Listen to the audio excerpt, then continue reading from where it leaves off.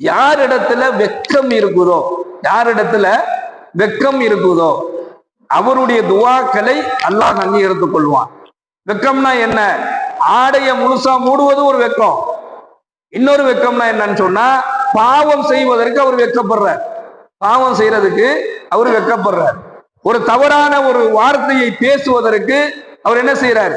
வெக்கப்படுறார். அருவருப்பான காரியங்களை செய்யறதுக்கு அவர் வெக்கப்படுறார். மானக்கேடான, அசிங்கமான, கேவலமான ஒரு செயலை செய்வதற்கு அவர் வெக்கப்படுறார். அவர் யாருமே பார்க்கல, இருந்தாலும் அவர் வெக்கப்படுறார். யாருக்காண்டி வெக்கப்படுறாரு?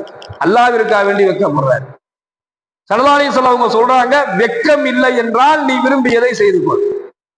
அப்போ ஒரு முஃமினான, முஸ்லிமான ஒரு அடியானிடத்தில் இருக்க வேண்டிய ஒரு சிறந்த குணம் என்ன அப்படின்னு சொன்னா, அந்த வெக்கம் இருக்க வேண்டும்.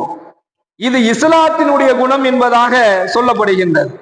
அது மட்டுமல்லாமல் இந்த வெக்க உணர்வான அந்த குணம் இருக்குது, இது சொர்க்கத்திற்கு உங்களை அழைத்து செல்லும் என்பதாக நபிகள் நாயகம் ஸல்லல்லாஹு அலைஹி வஸல்லம் சொல்றாங்க. ஒருத்தர் அதிகமாக வெக்கப்படுறார், ஒரு அருவருப்பான, கேவலமான, எந்த ஒரு பாவமான எந்த காரியங்களை செய்யறதுக்கும் ஒருத்தர் வெக்கப்பட்டே வாழ்ந்தார் அப்படின்னு சொன்னா அது அவரை சொர்க்கத்திற்கு இழுத்து செல்லும்.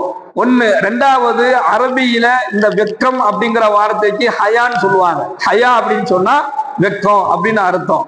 அல்லாஹ்வுடைய பெயரிலிருந்து வந்த வார்த்தை தான் இது. அல்லாஹ்விற்கு ஒரு பெயர் இருக்கு, யா ஹய்யு என்பதாக ஒரு பெயர் இருக்கு. அப்ப இந்த ஹய்யு என்பதும் ஹயா என்பதும் ஒரு பொருளை கொண்டாந்ததுதான். அப்ப ஹயா என்று சொல்லக்கூடிய இந்த வெக்கம், ஹய்யு என்பது அல்லாஹ்வுடைய பெயர். அல்லாஹ் தன்னுடைய பெயரையே இந்த குணத்துக்கு கொடுத்திருக்கிறான் அப்படின்னு சொன்னா, அந்த வெக்க உணர்வு என்பது ஒவ்வொரு முஸ்லிமினுடைய அடையாளமாக மாற வேண்டும்.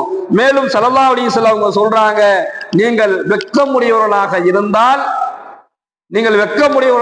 இருந்தால் என்ன செய்ய முடியாது? பாவங்களை அவங்க செய்ய மாட்டாங்க. நீங்கள் வெக்கப்படுங்கள், அல்லாஹ் உங்களை விட மிகவும் வெக்கத்திற்குரியவன். அல்லாஹ் ரொம்ப வெக்கப்படுறவன். நாம நினைக்கிறோம் பாவம் செய்த அடியார்களை மறுமையில அல்லாஹ் பார்க்க மாட்டான், வெக்கப்பட்டு அல்லாஹ் திரும்பிடுவான், உன்னையே நான் பார்க்கணும்னு. எல்லா நிலையிலையுமே பரிசுத்தத்தை விரும்பக்கூடிய இறைவன் பரிசுத்தமான அடியார்களை மட்டுமே நாளை மறுமையில பார்ப்பான். பரிசுத்தம் இல்லாத, அருவருப்பான, மானக்கேடான காரியங்களை செய்யக்கூடிய எந்த அடியானையுமே அல்லாஹ் பார்க்க மாட்டான். எனவே வெக்கம் என்பது ஈமானின் ஒரு கிளை என்பதாக நாயகம் ஸல்லல்லாஹு அலைஹி வஸல்லம் சொல்றாங்க. இன்னைக்கு நம்ம பார்க்கிறோம்,